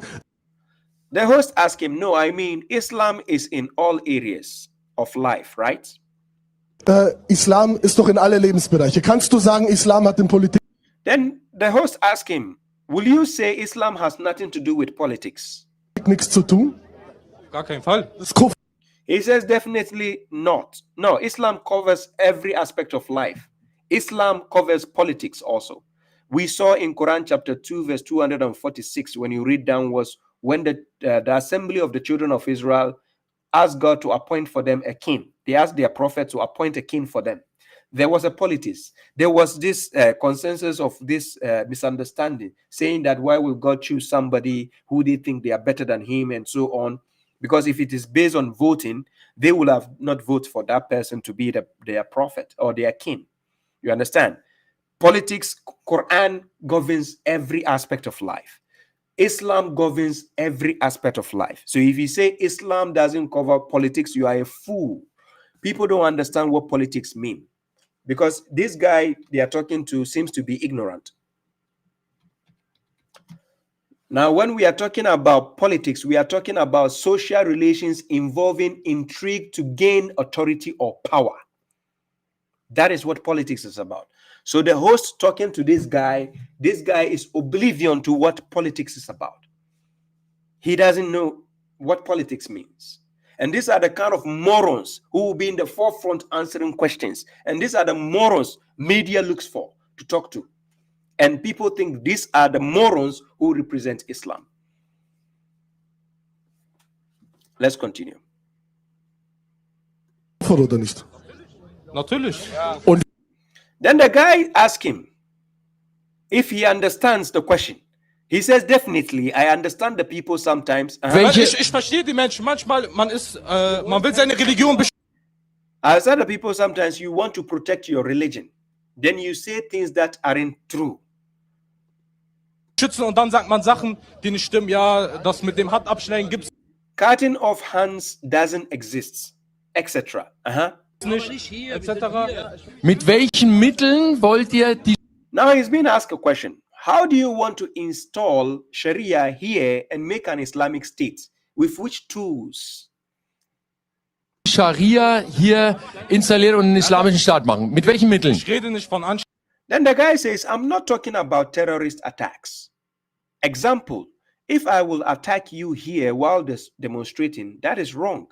So when are you going to attack him? He said, if I should attack you here while demonstrating, it is wrong. So where do you want to attack him? In his house? These morons, eh? Oh my God. Where does the media get this kind of idiots? Jetzt zum Beispiel, wenn ich jetzt hier einen Anschlag mache, hier, wo sie gerade demonstrieren, das ist falsch. Ich rede davon, wenn... He says, I'm not talking about if Muslims are in the majority. Then if it has to be with force. Wenn die Muslime in der Überzahl sind, dann, wenn es sein muss mit Gewalt... Das ist es. Then the host said, that's it. Because you are saying your plans outright. But this media, they will not go to the top scholars. Of course, the top scholars, they have the same ideology, right? But they wouldn't be answering these questions because they are scared of being restricted or sidelined. So the top scholars will avoid answering these extreme questions. Yeah, that is the problem. Das ist es. Das ist es. Danke, dass einer ehrlich... So now they tell him, thanks that you are honest. That's the media has news. The media has news when they tell you, thank you for being honest. And then he says, and say how it is. You are proving exactly that. ist und es so sagt. Danke. Das Du ist es. bestätigst Ich habe genau so gedacht, das. 30 Jahre lang habe ich so gedacht. Then he said, I thought like that 30 years. I thought exactly the same as you. So now, the guy being the second host is now trying to tell the guy that you are naive. With the way you are answering the question and saying things, you are naive. He is telling the guy, I used to think the same way like you 30 years ago. So which means he grew off that, and you realize it is foolishness to be talking like this. When you are in Europe, they gave you asylum and they granted you things, a place to stay. Then you be talking trash and nonsense like this. Ja, Assalam alaikum. Wie du. Ich habe immer einer meiner Slogans in den Moscheen. Ich habe Unterricht in Moscheen gegeben. So now the second host is saying, one of my slogans in mosque, I teach in mosque. I co-founded 2 mosques in Berlin. Ich habe 2 Moscheen in Berlin mitgegründet. Ich habe immer He says, I always said Germany deserves a heavy Islamization. And I always said, gesagt, Deutschland verdient eine satte Islamisierung. Und ich habe immer gesagt. Then he says, you know exactly that the Sharia means a lot of things. Sharia means the rules, how you pray, how you fast, how you go to Hajj, and so on. Yes, that includes the Sharia of the Quran. Chapter 45, verse 18. The Prophet Muhammad was appointed with the Sharias that God put in the Quran. That is a law, because a law means it has been enacted for you to practice, to do. So God says, establish the salat, establish the zakat, give the zakat, and you have to do siyam and other things. This is a law. This is what we call Sharia. So when we say Sharia, we are not talking about, they say, hey, they will say, oh, go and cut somebody. No. Sharia governs a lot of things. It is the inaction that God has given, the law, the legislation. Du weißt ganz genau, dass die Sharia bedeutet vieles. Sharia bedeutet die Regelung, wie du betest, wie du fastest, wie du zur Hajj gehst und so weiter und so fort. Die Sharia ist in jeder Moschee lebendig. So Sharia is alive in every mosque. Anyways, that's enough with that part. But me playing the video was just to show you the ignorance of some of the morons that the media looks for and interviews. And people think this is the representation of the real Islam, which is not the case. Away with the moron. Bye-bye.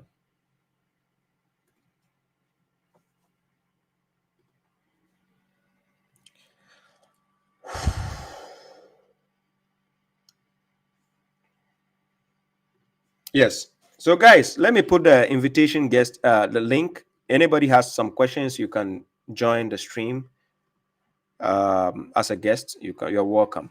I put the link here. If you want to join as a guest, you're welcome. That is the link there. To join as a guest, and aside that, there's my phone number also, correctional officer's number.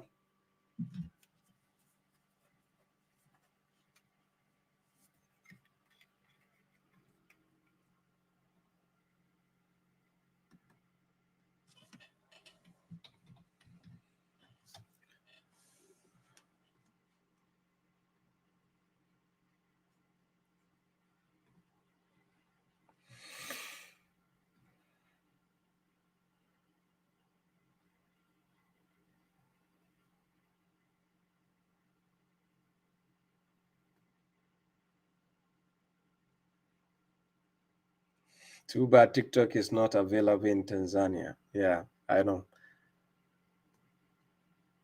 Yes, that is the correctional officer phone number. You can call on WhatsApp. You're welcome.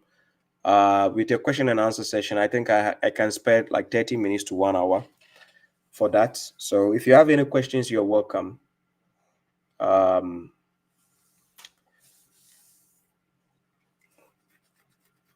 Yes.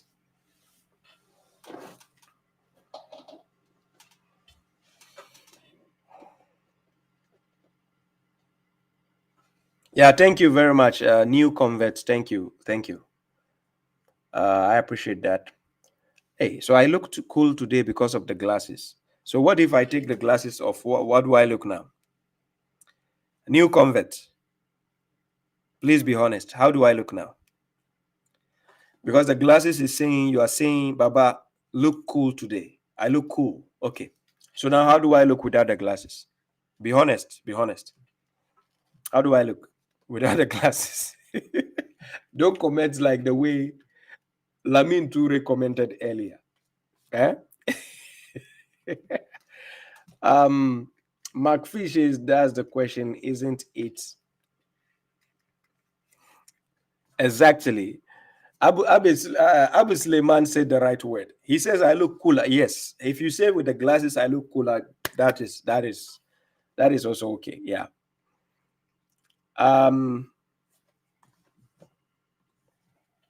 Yes, thank you very much. Yes, thank you. Let's take this question. Omar Satauru says, Baba, question, does rituals count as good deeds, or is it like action which benefits someone, something, or community? Example, your individual prayer versus doing charity work in society. Both comes in place. Your ritualistic aspect is between you and God. Listen carefully. Your ritualistic aspects of your life is between you and God, is what connects you to God. Then we have the other aspect of life where you have to deal with humanity, like the charity cause, encouraging people to be good, avoiding abomination, and so on. So let me give some example. Salam to you, my elder Faisal Rabi. I see you. You're welcome. Greetings to you. Peace to you. So let me give you some examples from the Quran. So let's take the case of Quran chapter 3, verse 104.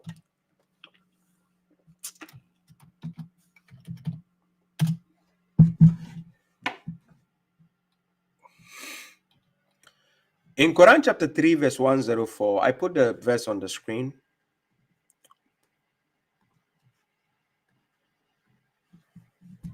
This is the verse. Let me put it big.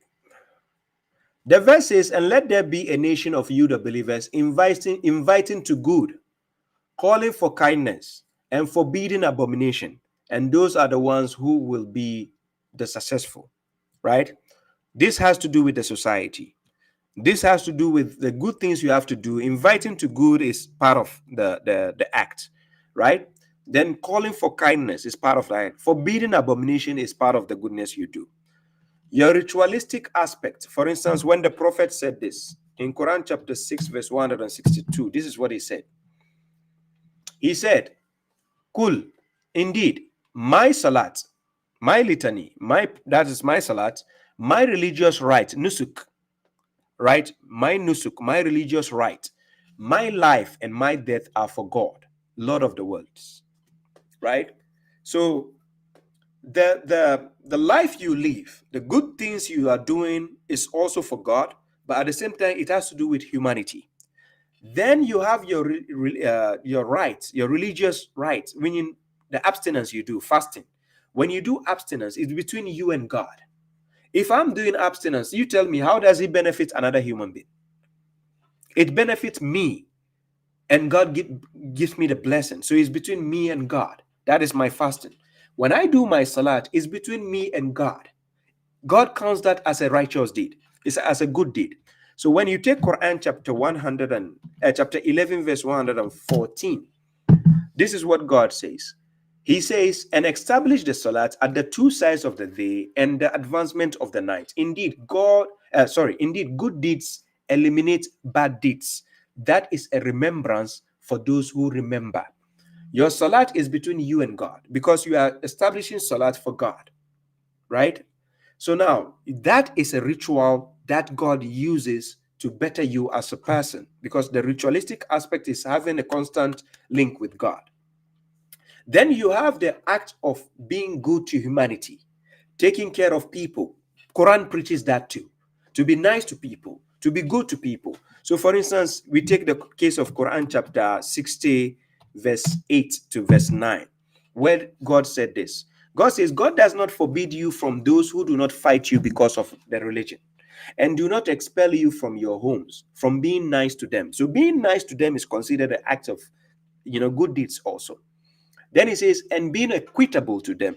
Being just is part of being good to humanity. Indeed, God loves those who are equitable. So God goes ahead in Quran chapter 4, verse 58 to tell you more about humanity here. He says, indeed, God commands you to return loyalties to their people.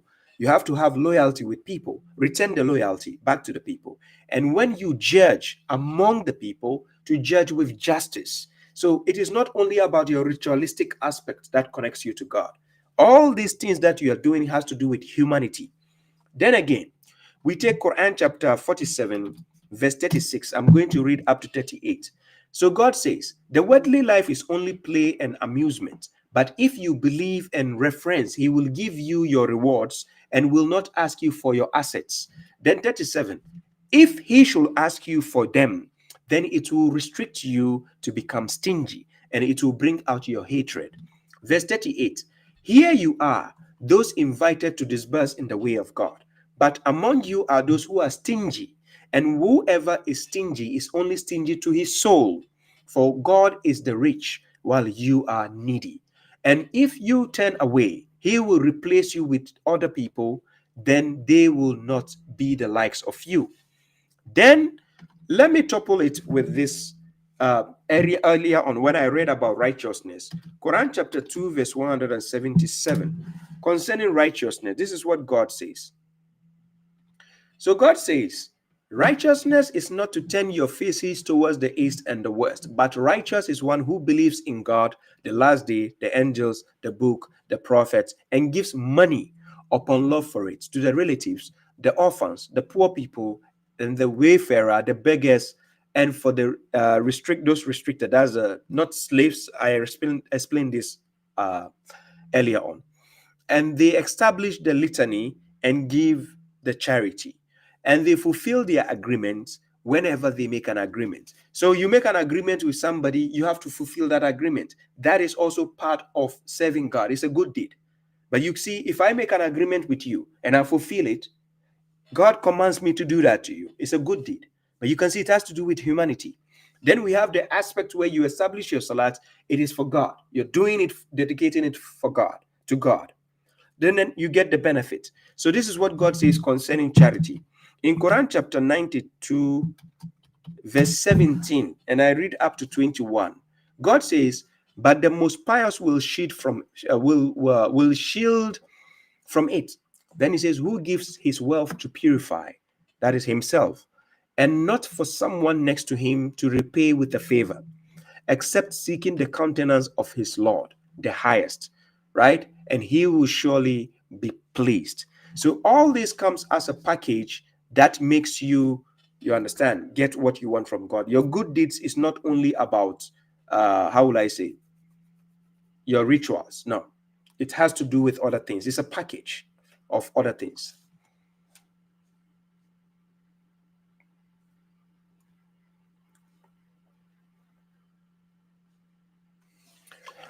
Yeah, so let's continue.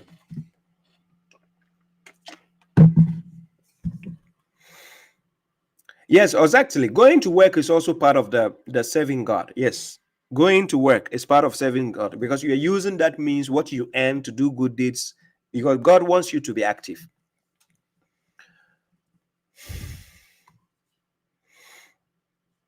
Yes, thank you very much, GS. Thank you. I appreciate that. Yes. Yes.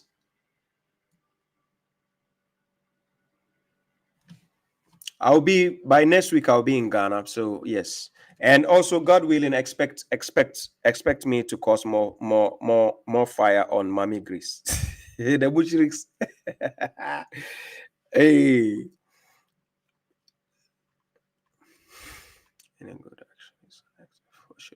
Yes, that is true.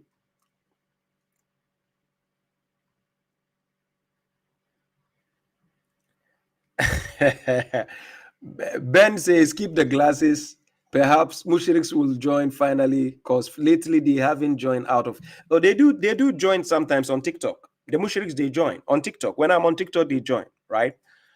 When I go to TikTok, they do join. On YouTube, they are scared to be popular and famous here, so they don't. TikTok, they know the replay is not usually there, but correctional officer have it. I'll bring it back.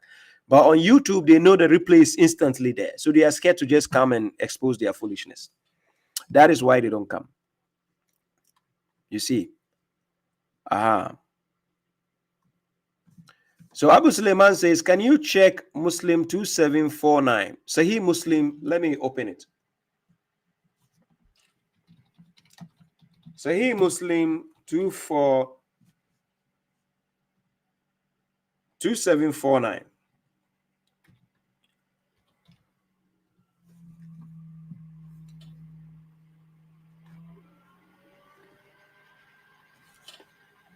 So let me share the screen.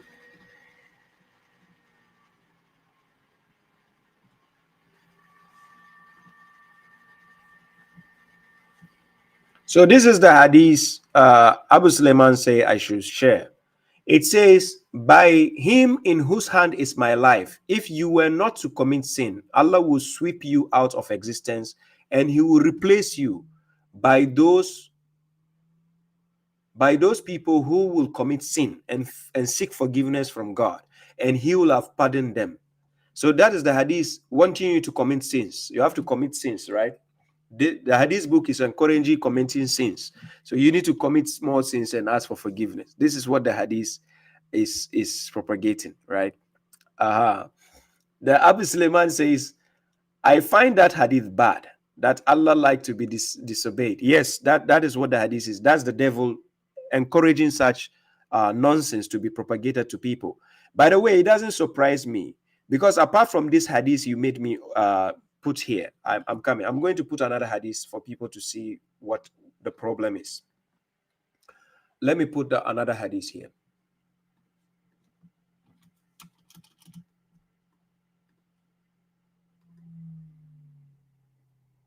Where is it? Yeah, I'm going to put another hadith where it encourages committing sins. Yeah. The hadith is Sahih al-Bukhari. Yeah, Sahih al-Bukhari 1237. This is what it says. Sahih al-Bukhari 1237. This is what the hadith encourages. I'm going to show you on the screen. This hadith narrated by Abu Dhar.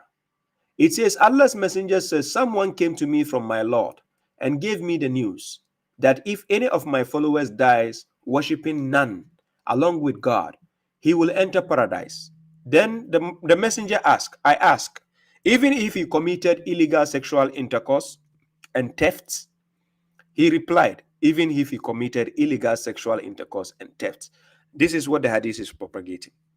So even if you worship God alone, you can go ahead, be fornicating anyhow. You can be committing, stealing people's money, committing theft, according to the hadith. So far as you worship God alone, you go ahead. You are going to paradise. This is the nonsensical book they are propagating to people out there. And people don't see any problem with this.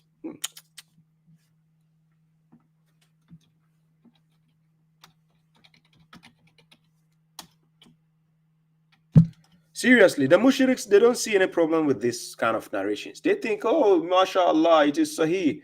So this is why you see them. You might think they are devoted to God. No, they are devoted to their garbage books, not God. I'm serious.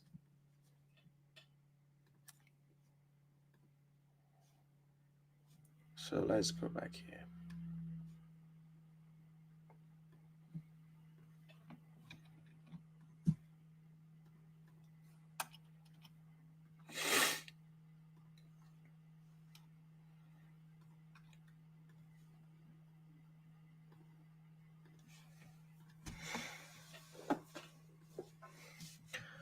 Yeah, guys, I've done 2 hours, a bit over 2 hours. I might not stay for the whole night.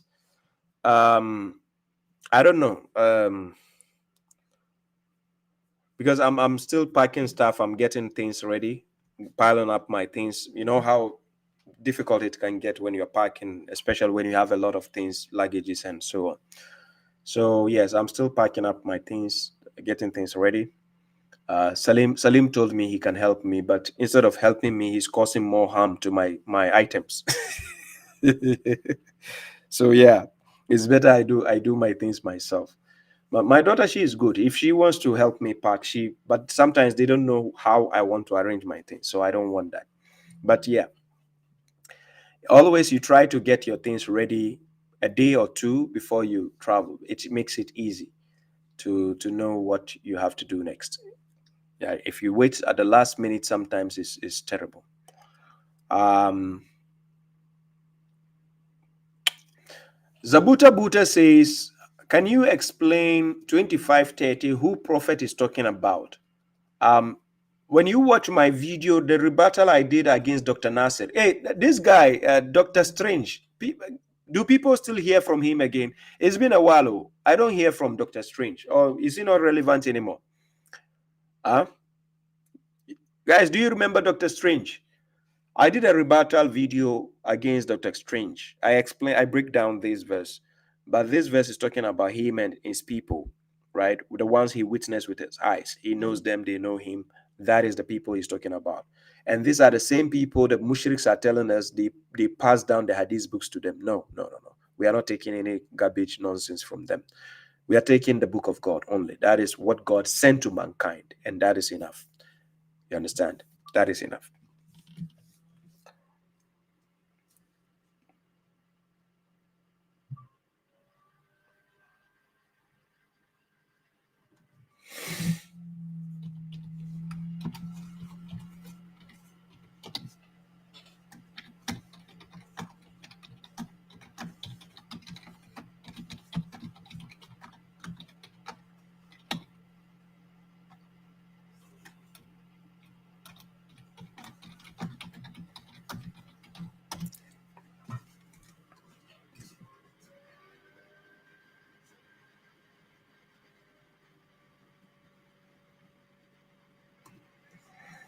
Yes, thank you very much. Yes, thank you. I appreciate that. God bless. Yeah, so probably, God willing, I'm taking some of my things. My laptop, the last laptop I took to Ghana actually broke down. So I got a new one. I'll be using that one to do a live stream in Ghana. So God willing, I'm taking my lightning with me and everything. So this time I'll be doing, God willing, I'll be doing a live stream in Ghana. God willing. So yes, you anticipate. Yes, and I might be doing the live stream earlier so that, people can watch me earlier on instead of, So let me see.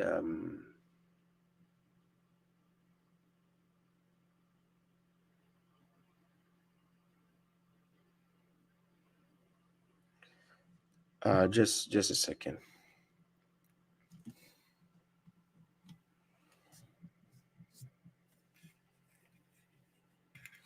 Yeah, because Finland is 3 hours ahead of Ghana, right? 3 hours difference between Finland and Ghana. So the time I used to do my stream here in Finland, the 3 hours backwards to Ghana, I'll be using the Ghana time to do my live stream. So that will be a better timing, right? I will not stay late to do the stream. So if I'm doing a live stream on Wednesday in Ghana, God willing, I'll be using the Ghanaian time, which will be a bit earlier than the finish time. So finish time will be, whilst it's 11 something here in Ghana, that it should be like, let's say 8. Is it 8, 9, 10, 11? Yeah, around 8 p.m. Yeah, that's the time. So Ibrahim so says, Baba is doing delivery haram. No. Right? Quran chapter 16, verse 116, God clearly tells us we should be careful how we twist, we use our tongues to say. Yeah, no problem. The propagator, I see you. No problem. Get some rest. We keep in touch, inshallah. Yes, the delivery, nowhere God says it's haram. Quran chapter 16, verse 116, God says we shouldn't tweet with our tongues to say this is halal, this is haram, to fabricate lies about God. No, God never said it is haram. So whoever tells you it's haram, ask them to show you an evidence, right? It is not haram. Yes. So guys, I've done 2 hours. Over 2 hours. I think I might have to end the stream. I need some rest. I don't know. Let's do a vote, guys. Do you want me to continue on TikTok? Do you want me to do a live stream on TikTok to continue a bit on TikTok? If you want me to come on TikTok for a bit, kindly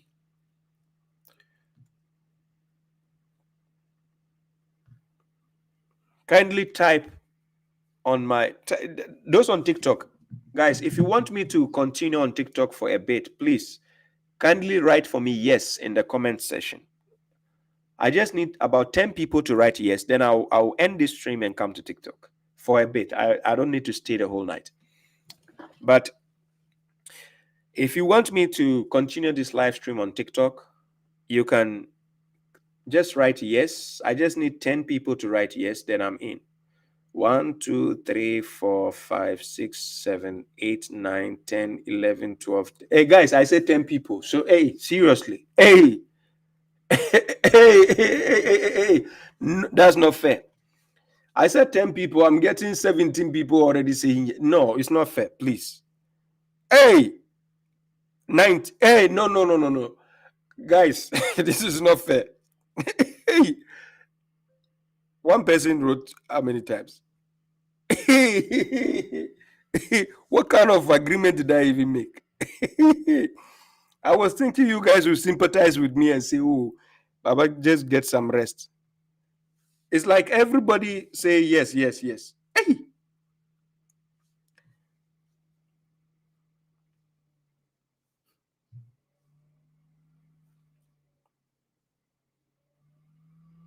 Hey, these guys. Okay, ladies and gentlemen, I'm going to end the stream here on Facebook, YouTube, and I have to go on TikTok. I have this dialogue I did with a guy. I'm working on. I'm editing the video. I'm not done. I'll put the video on YouTube. You enjoy the dialogue. It's part 1 and 2, but I might post the part 2 whilst I'm in Ghana. So I'm working on the part 1, and God willing, I might post it. Between maybe tomorrow or yeah. So I will keep you guys posted. Right, I will keep you posted, inshallah.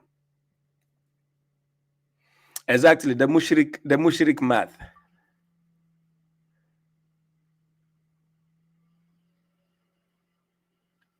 Yeah.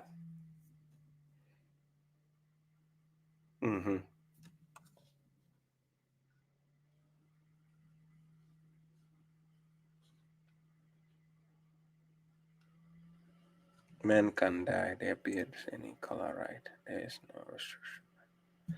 Yes, there's no restriction. Dyeing your beard, dyeing your hair, there's no restriction. As long as it doesn't give you allergies or anything. It is not a religious thing.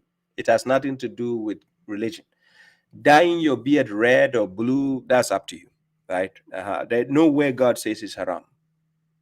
Some things God has left it to our own discretion. There's no restriction anywhere. God never said this is haram or no, right?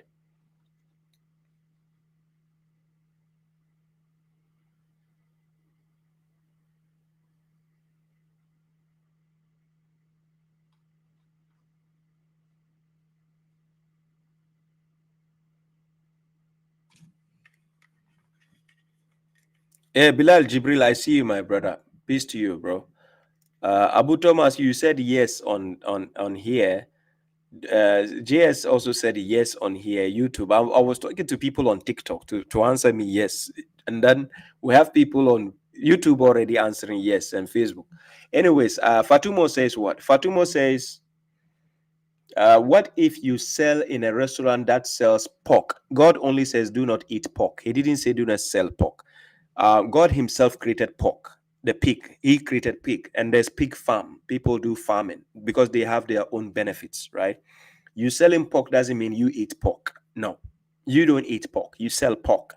So let people who have benefit for pork come and buy their pork. You don't know what they are going to use it for. Let them buy it.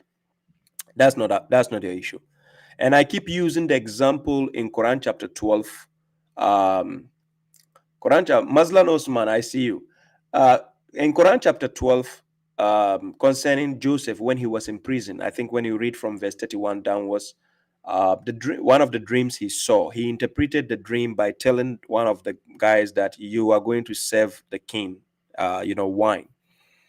And you working doesn't mean you are doing that, in a sinful way. No, you are just working. Right? You're doing your work. You are not consuming it. Somebody who wants to consume, that's up to them.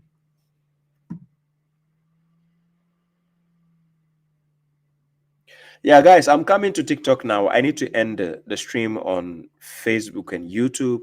Thank you very much. We meet again. I'll try my best to see if I can do a stream, right?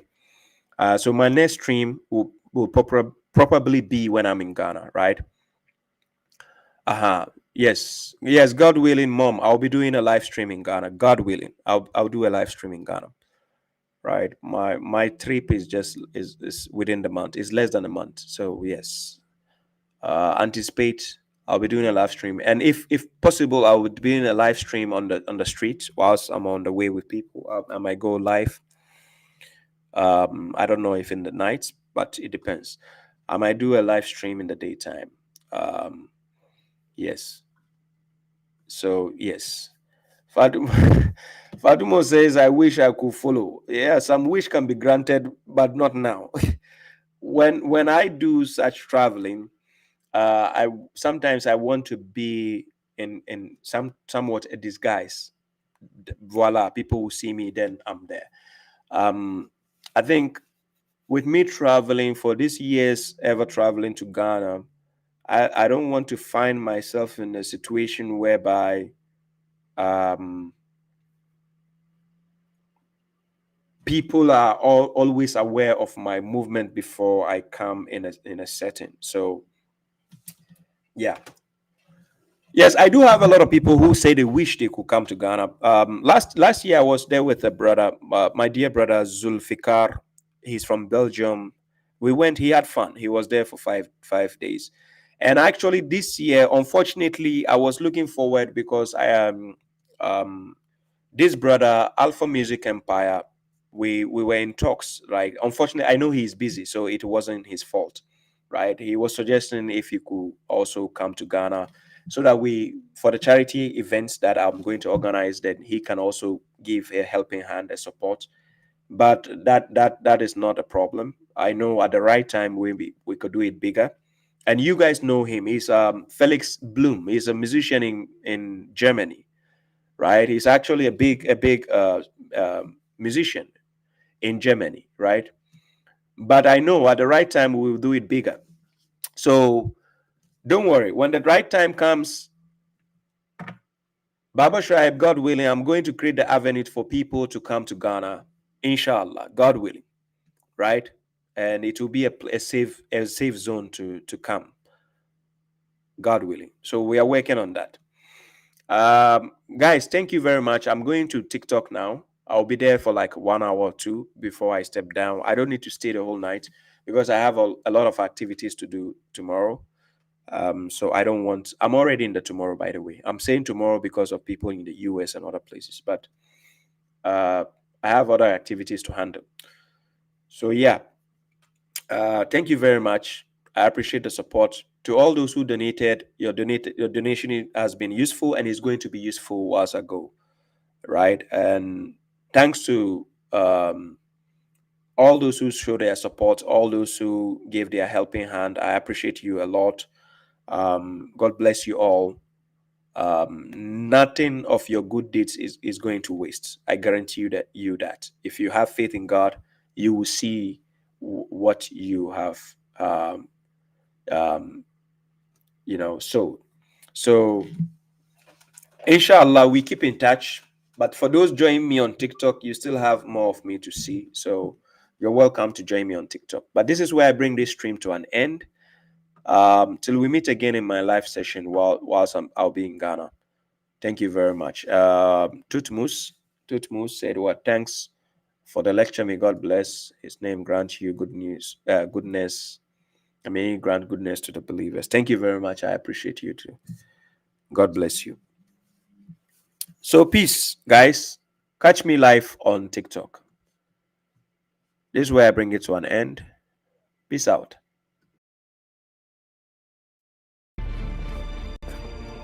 Always give them a reason to remember your name. The correctional officer.